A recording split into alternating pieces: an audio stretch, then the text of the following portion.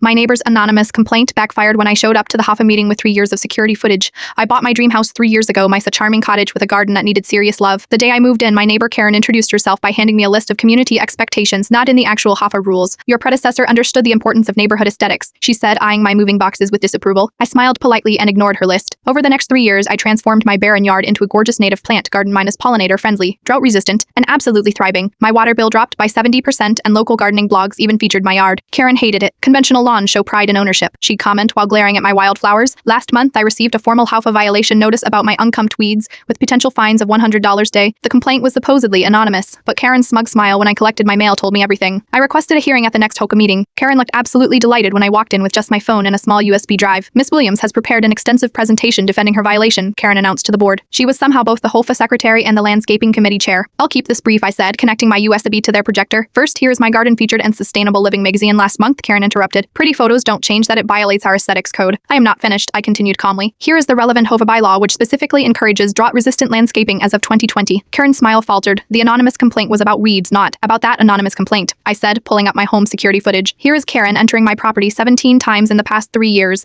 while I am at work, taking photos, pulling out plants, and once spraying something on my butterfly bushes, which died the next day. The room went silent. The footage clearly showed Karen trespassing, vandalism, and even placing trash in my yard before photographing it. I installed security cameras after my plants kept mysteriously dying, I explained. I have 3 years of footage documenting every trespass and act of vandalism. The HOA president looked stunned. Karen, is this true? Karen's face turned crimson. Those plants attract bees. My grandson is allergic. I was protecting the neighborhood by trespassing and destroying property, the president asked. The violation was immediately dismissed. As I packed up my things, the HOA president quietly asked if I'd considered joining the board. We could use someone who actually reads the bylaws, she whispered. Karen moved out 3 months later. Her house sold to a lovely family who asked me for gardening advice their first week. The daughter brings me drawings of butterflies she spots in my yard.